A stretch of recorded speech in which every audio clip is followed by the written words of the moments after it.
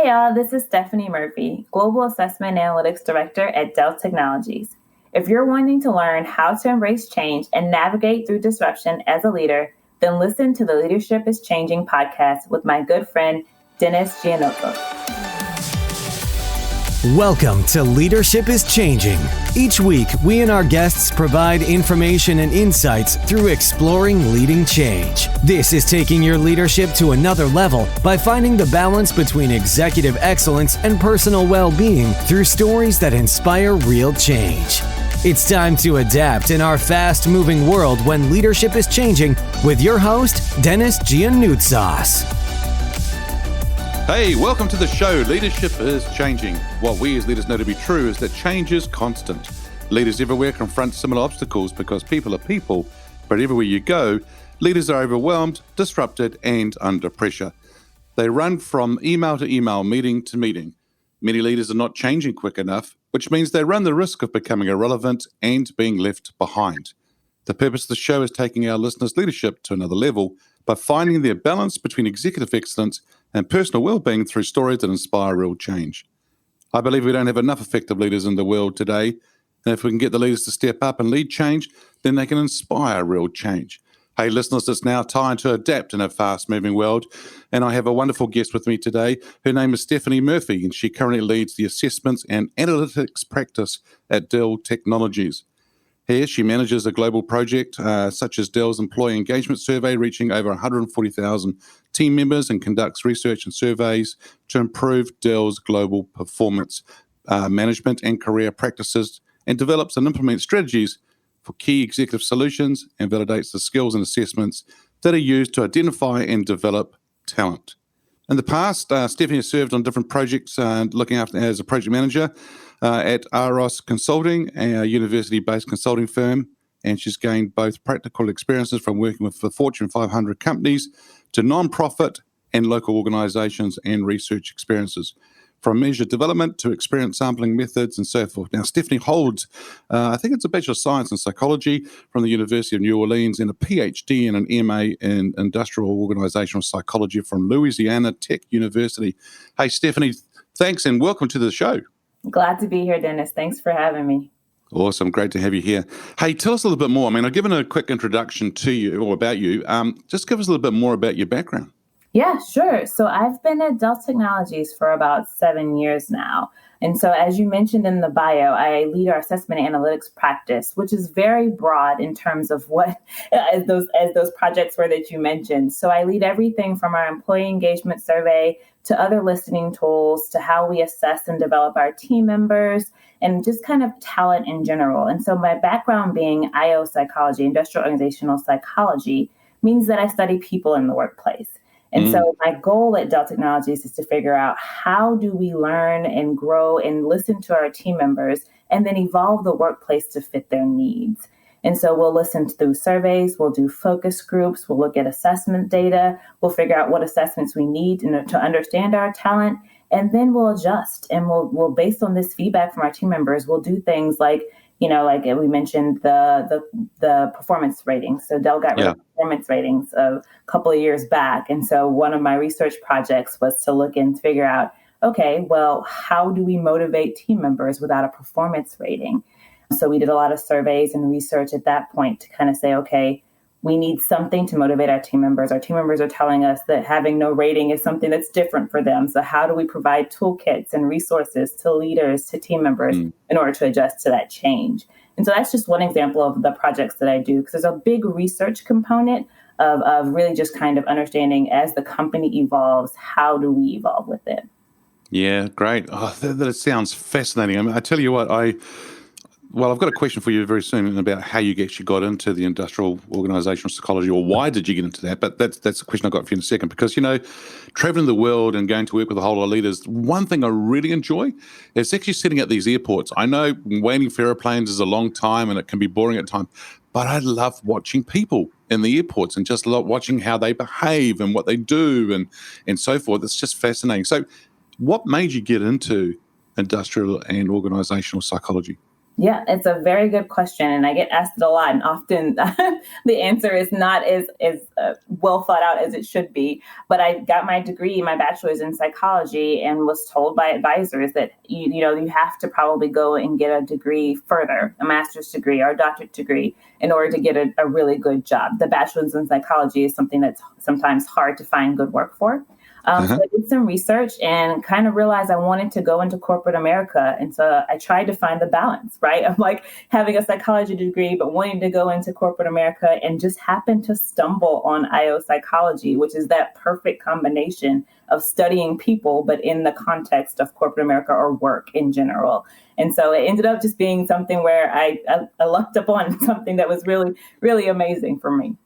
Yeah, oh, that's wonderful, and yeah, I think the whole area that you're just talking about is fascinating in the sense that we are people. I mean, life. Sometimes I say this, which is quite interesting. Life will be so much simpler without people, but we can't do that, of course. But I think the thing here is understanding people and getting the best out of them is what's really important. Is that what that's all about as well? Understanding them, getting to get the best out of them, and so then organizations will see the best out of people too. Right, especially when you realize so much of our life is spent at work. So when you study people and you study people at work, you're really studying the majority of people's life, Yeah, absolutely. You do spend a lot of time at work, don't you? I mean, it's really interesting how we do, and wow, it's pretty good. Hey, so over the years, you've been in leadership positions and that. So how did you get into leadership? Yeah, it's a really good question. And this goes back to my studies at grad school and looking at the research on leadership and learning that there was more to leadership than just kind of being in power over a team. There was this need to influence people and motivate people. And how do you do that? And instead of even if you're not in a direct leadership position and you might be leading a project or leading an agile team, or as we get into these gig economies, you might be leading a team of people that might not directly report to you. And so as I studied in grad school just about leadership in general and realizing how broad the term was, and how it wasn't just that kind of I lead the head of a team. It was really influencing, motivating, and finding strengths in your team members and building those strengths. And so studying it in grad school and getting all the science behind it and the data behind what bad leaders look like, what good leaders look like. And you mentioned I teach at the University of Texas. And one of the things I asked my class is, what does the first class? I said, what does leadership mean to you? And I have them just give me words, and often words come up and I'm just like, that's an interesting one. The way we describe leadership is usually in terms of, heading a team or being someone that's in charge or giving people direction and what to do. And it's so much broader than that. And so I think that was the intriguing part of it to me, was that the influence piece, and how do you get people to do things and work in a certain way, even if you don't have that direct power over them. Yeah, and even get them to influence in a way that they think they're coming up with the idea to then go off and do it even better. I think that's a lot better as well. Mm-hmm. So for you, I have a lot of guests on the show, of course, as you know, in different episodes, and both male and female. What has that journey been like for you as a female and as an African-American living in the US? What's that journey been like for you in becoming a leader? Yeah, it's a fantastic question, and it's different. And I like that you asked the question, because there's a different experience, especially in America, being African-American and with the history of so many, of slavery and things and so many systematic injustices. Making it to a leadership position in America as an African-American female is unfortunately rare. And so it's been really awesome to have advocates, I will say. I've had, over my years, especially at Dell, I've had advocates in my corner that were people that saw my work, that met me, that knew me, and were advocating for me on the back end of like, hey, have you met Stephanie Murphy? Or, hey, have you seen this person's work? And just having people advocate for me in the background was really how I think I got to become a leader, was doing good work, having people recognize it, and having people that weren't afraid to be those advocates for me in the background. And not just in the background, but also in the forefront. They have been obstacles in the sense where I often find myself having to break down stereotypes. I actually am a teen mom. I had my son before going to grad school. And so I've beat a lot of statistics, being African American, being female, being a teenage mom, and then progressing to get my PhD, and then be a leader in a Fortune 500 company and a professor at one of the top business schools in the U.S. And so it's been defying stereotypes about myself time and time again, and breaking down barriers and allowing my work to speak for itself. And so just kind of doing my best work, doing the best that I can, and then after a while, people say, okay, I've had this stereotype of this person, but Stephanie doesn't fit it, and kind of breaking down those barriers as I grow. Yeah, wonderful. So I've gone from teen mum to leader to professor. Wow, that's a pretty cool journey there for sure. And the other thing too is I like what you said about that, you do your good work. You just get on with it. You do what you need to do. Go out there and deliver it. Bring your A game there, and then, accompany that with the strong advocates. That's a strong combination, just that by itself, which is wonderful to see. Here's an interesting question for you. You may have several, but I'm going to ask you to choose one. And so who's your favorite leader? Now, this person could be alive or it could be from history. Who's your favorite leader and why? That is a very difficult question. There are so many good leaders out there. Yeah. And this probably fits your previous question. I'm going to have to go with Michelle Obama being my favorite leader. But I think, for obvious reasons, because she is one of the few Black female leaders that we were able to see in my lifetime in America that was just very visible. But the main thing is what we talked about before in terms of influence. She had several initiatives about, eating healthy and getting kids to move. And she used tools like dancing or the latest dance moves that kids were doing. And she used social media. And I found that she wasn't afraid to be transparent. And she wasn't afraid to be vulnerable, even if she couldn't do this dance moves or she wasn't doing them correctly. And she wasn't afraid to be, vulnerable in that state. And she wasn't afraid to be on someone's level, to understand where they're coming from and relate to them in order to get kids and other leaders and across the world, right, to kind of align with where she was headed and to be a part and really buy into her initiatives. And I find that leaders need to do more of that. That transparency and vulnerability is key to building trust. And when you trust someone, you'll follow them.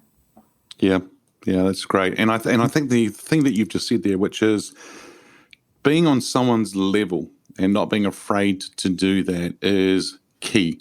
I don't care who you are, what leader you are.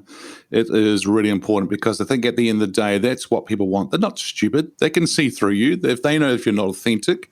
And so, as you said, the keys to building trust is being able to be on someone else's level and not being afraid to do that, being vulnerable and transparent, which is wonderful. I think that's the best thing. I think it's key. I think that's the end of the episode. Really, I mean, it's so good because I think that's how strong those points you've just made are. I think they hit the nail on the head. It's just really, really, really strong. And I think listeners, I think that's a wonderful thing that Stephanie's just shared with us. The fact that if you can be transparent, vulnerable, but be on someone else's level, I think that's being the relatable side of things, right? So it's being relevant for them.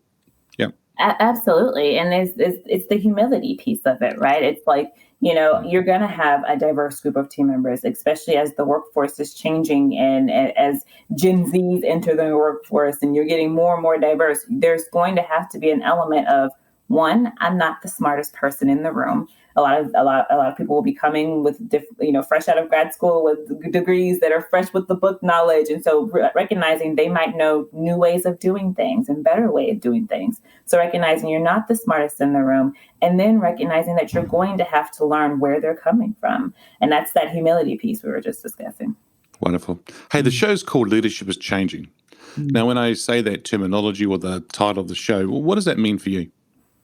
Yeah, so I thought about this when I saw the name of the podcast, and it's really, there's so much to unpack there, especially in the midst of the first time when the entire world is going through a stressful event together, right, with the pandemic, and everyone having to be either remote, or not everyone, but a lot of people having to move to these remote workforces where you've got global teams all over the world on their computers.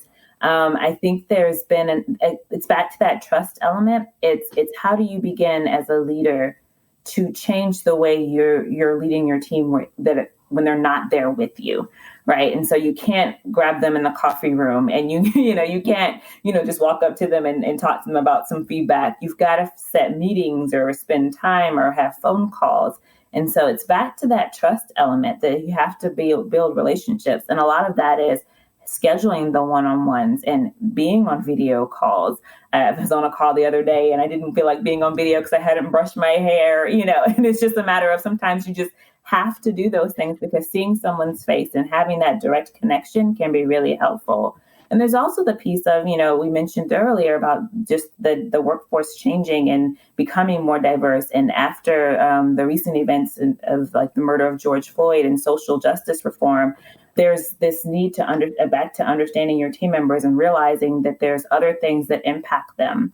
And so having to, as a leader, recognize that as my leader, as an African-American female, my leader had to recognize this year was extra hard for me. I'm going through a lot more than just the pandemic, but also, witnessing a lot on the news that really impacted me as an African-American. And so recognizing when your team is going through something, I have an amazing leader who reached out and kind of was just like, hey, how are you? Checking in on you. How are you feeling? And there is an element of being personal that I think the traditional workforce has kind of shied away from that. And I think there's going to have to be, especially as we become remote and we deal with more social injustice, there's going to have to be an element of leadership that is personal. As kids enter Zoom meetings and things, that personalization is going to become more important. Yeah, and I think the key here too would be to check in on people, as you say, but not just once. Do it regularly, because the thing is, if you're doing it once, that sort of feels like a check in the box. I've done that. Yeah, that's all good. But if you do it on a regular basis, I think that's really important too. And the other thing I think that the pandemic is teaching us, and other events as well in the world, all sorts of events are happening for all sorts of countries, is that it's actually making us do a bit of a reality check, that we do need to see how people are, how they're coping, where they're at with things. I don't know about you, but I'm seeing a lot of leaders who are actually emotionally tired. That's been a big year for them. And, I'm like, so is Christmas canceled this year because of the pandemic? We're not going to do that this year. What are we going to do? I think, because in this part of the world, it's summertime. We're going to summer now. So this is when we take our summer breaks. And I think people are wanting to take a break because they need time out.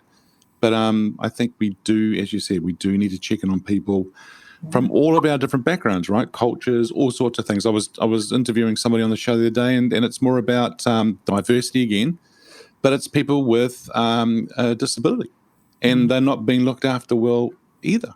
And so it's because we talk about diversity and inclusion, we talk about all these things.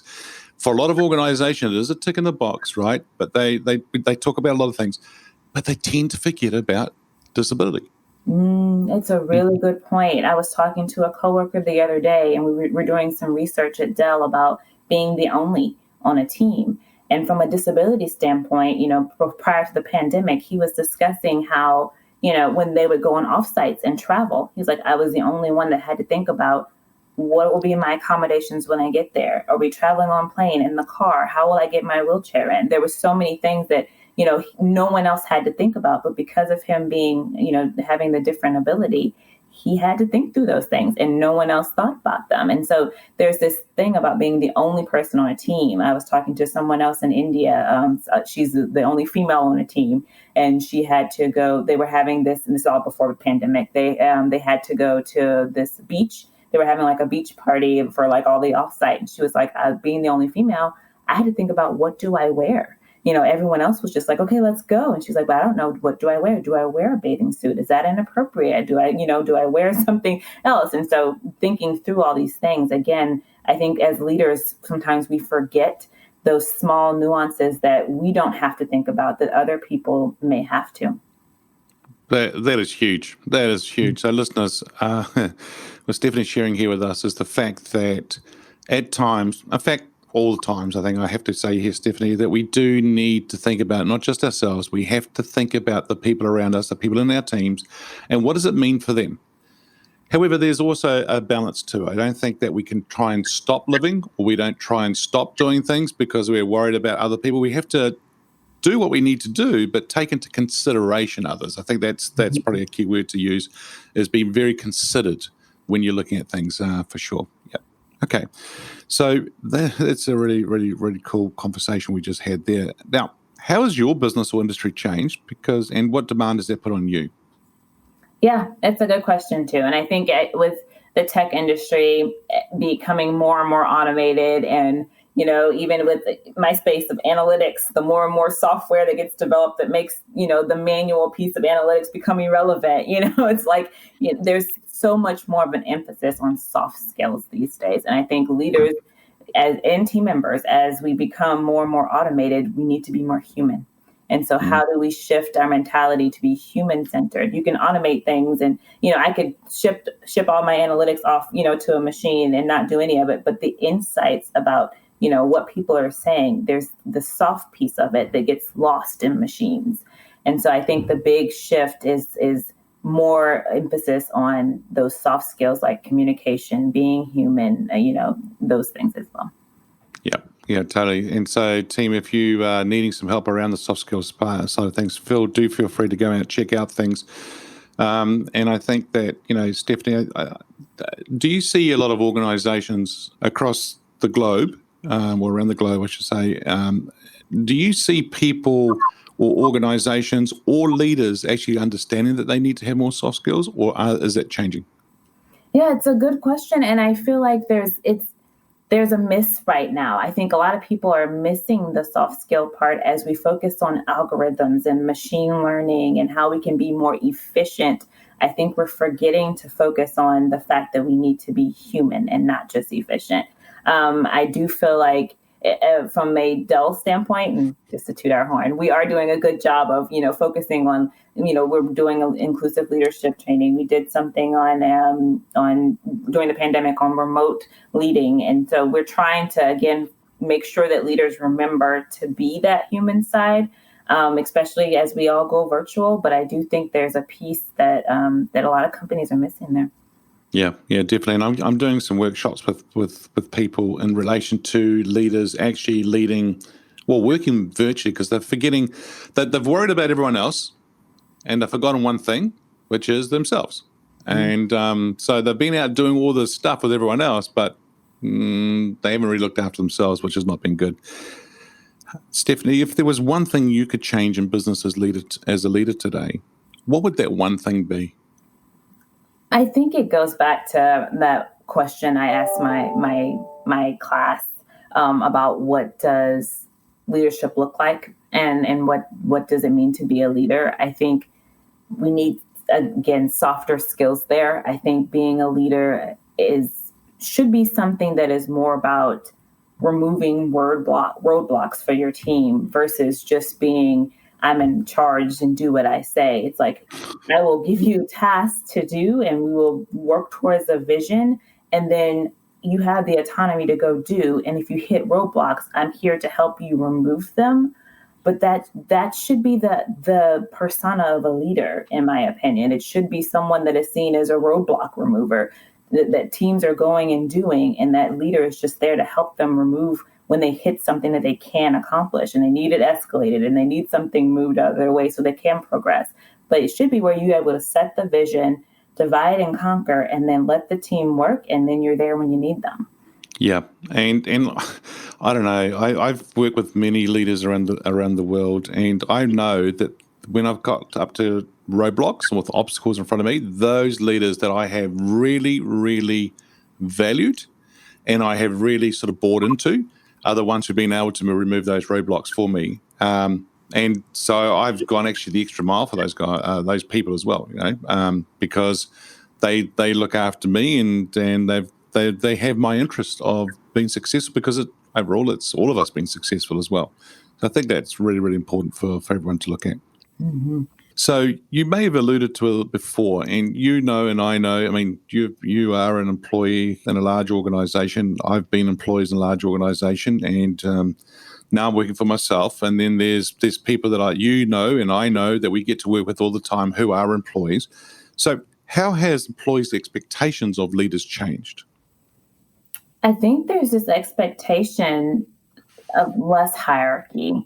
I think as we go into things like agile teams and gig economy, I think we're going to start seeing where team members want less of I report to this person and less hierarchy and more, again, back to just someone that's there when I hit the roadblocks.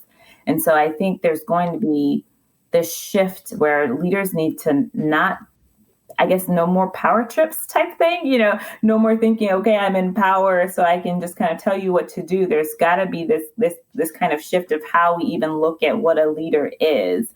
We were testing out at Dell Agile teams, and we've got a group in our products and operations that they're all over the place. They don't have a direct leader, and they just hop from project to project, and different team members will lead the project, but there's not like a leader of the team. And so I think that's the way that work is starting to shift, where you'll hop from project to project, you'll have project leads, but there won't be a direct leader. And even as Gen Z and millennials themselves come in, there is this want for less hierarchy and for more meaningful work and less of this, traditional climb the ladder type mentality.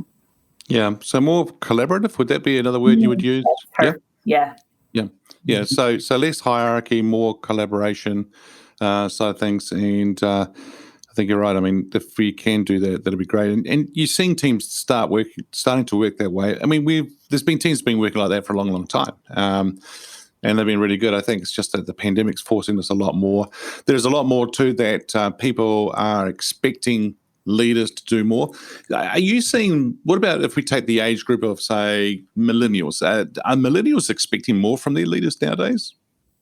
I think the expectation is actually less. I think they're expecting more feedback, I would say, but less hands-on leadership as we've seen in the past. From what just my observations I've seen, and I don't have research to support, it seems that way. There seems to be more, give me feedback on how I'm going and how I'm doing, but don't jump in and do it with me or for me. And so it's hands-off leadership with constant feedback. Okay, cool. And have you, maybe from friends that you know who are millennials and so forth, have you spoken to them if they've left organizations, why they left an organization? Oh, my goodness. That is a fantastic question. Yes. So I have actually talked to my class about this as well. And it's usually moral. It usually is, when I think there was an immigration ban that the current administration in the U.S. put out. And if leaders didn't speak up, I know coworkers that left companies because leaders didn't speak out against the ban. There's team members that have left companies because they didn't feel like their work was having an impact on the world. There's this definitely need for meaningful work and social justice that I think that the current generations are more likely to leave companies that don't make a stand on certain topics and areas. How important, because you just said about leaders actually making a stand, how important is it for a leader to make a stand on something? I don't know if I said it the right way, but have a stance or actually say certain things. How important is that? Yeah, so it's actually getting more and more important, and it's difficult. So I teach diversity in the workforce, and in the first class, we actually had a very heated debate because silence actually is seen as a non-action and seen as a negative. And so a leader not saying anything can be taken a certain way. And so companies and leaders within them are in these dilemmas now where it's like, if I don't say anything, it's seen as a certain way. And if I do, it's seen as a certain way. And if I say the wrong thing, it's seen as a certain way. And so they're in these dilemmas where you have to end up, we've seen it, especially this year, where companies have made stances on certain topics and areas. And it's like you either say something or you're seen. The silence is also saying something. And so even during the time after the murder of George Floyd, I had team members reach out to me and they're like, my leader didn't say anything, and I feel like they don't care. Yeah, and then there's the other side. So okay, I might say something as a leader, but you may not like it. Mm-hmm, exactly. At least I've said something. And at least people know where I'm coming from. But then I think it's the how you say it, and it's what you say, but how you say it is probably more key than anything, really, because I think if you put it in a way whereby you're giving it from your point of view, then people can understand it and where you're coming from. That's cool. But I think what happens is, as you say, people don't say it, or people say something that they think others want to hear, or they do it in a way whereby they think that's because it's the proper corporate way or proper way to say it. And it goes back to what you're saying before. If they're not being transparent, authentic, and being them, people can see right through them, right? So there's a balance. There is an interesting way of looking at things. And, I've grown up in a culture whereby my father is from Greece. And so Greece itself has gone through change with other countries around it and, wars and things like that. And I've seen it. I mean, I've seen I didn't see him, but I know my grandfather was a president on the island that he's from in Greece. And when it was during World War II and the Germans were after him and things like that, because he was a leader, right? And so there's a whole lot of stuff that we all go through and that we all can do. I think at the end of the day, for me, it is, if there's a situation, it's how you handle it. It's what you do. It's how you take people also on that journey with you. You have to be mindful of everybody. So true, Dennis. And even like as you're talking, I was thinking there's an expectation team members have for leaders to say something, but there also needs to be an expectation on that team member as well. I can't possibly know everything going on in the world. I can't. In a global company, I won't be able to speak up to everyone on every issue because I can't possibly know that all. And I can't know what bothers someone versus not. So there is an obligation on the team member to say, hey, this and this is happening. I might need some time off, or hey, this is happening. Did you know? There's an obligation on the team member to also speak up on those things, especially because knowing the leader is only one person and can't, like you said earlier, we can't, you can consider other people, but you can't possibly know everything. Yeah, true. What makes a leader successful today in a fast-paced, ever-changing world? I would say finally got those words out. Hands down, adaptability. I am being biased here. I did my dissertation on adaptability. I actually did a bunch of research to prove that adaptability in today's changing workforce was the number one thing that we need to look for in team members and leaders, above personality, above fit, above cognitive ability. And I'm pleased to say I did get positive results. And I did find that having a measure of adaptability was better than having a measure of cognitive ability or personality when selecting for an organization. And so I do feel like being able to shift priorities. I mean, look at this year. I mean, we've had to shift everything. And it's key that you have people in key positions in leadership that can change and make those shifts in order to still be productive in doing so. Yeah, great. Now, if I could get you to get your crystal ball out, talk about the future, where do you see leadership being in 5 years from now? So I was thinking about this, and this is the tough one because as I look at the research that I studied in grad school a long time ago, won't say how long, a long time ago, not much has changed about how we view leadership. The research really has what I call old wine in new bottles. You go from servant leadership to inspirational leadership to all these different terms for it. At the end of the day, leadership is putting your team before yourself. And leadership is wanting your team to survive, setting the vision, wanting your team to succeed, and setting a vision. And so no matter how I look at the research for the last at least 10 or so years, leadership is pretty constant, and I can think to the future that it'll be the same. Yep. Yeah, so next time you open up a bottle of wine, listeners, and you're drinking that wine, think about what Steffi's just said there about leadership, old wine and new bottles. I love that. I think it's really good. Yeah, very good. Hey, Stephanie, thank you for joining us on the show today. If our listeners are wanting to get hold of you, where should they go? Yeah, so LinkedIn is probably the best way to find me. I am also on Twitter at Dr._Smurf4. Excellent. Thank you. Hey, well, once again, thanks for joining us on the show today. I really enjoyed our conversation. I appreciate you having me, Dennis. Great. Thank you. Hey, listeners, what we as leaders know to be true is that change is constant. Change is incredibly scary, especially with the unknown and the unfamiliar territory. It is time to adapt in a fast-moving world when leadership is changing. So look out for the episodes as they're being released. Download them, have a listen, put a review and a rating. Feel free to share them with your friends, your family, your network.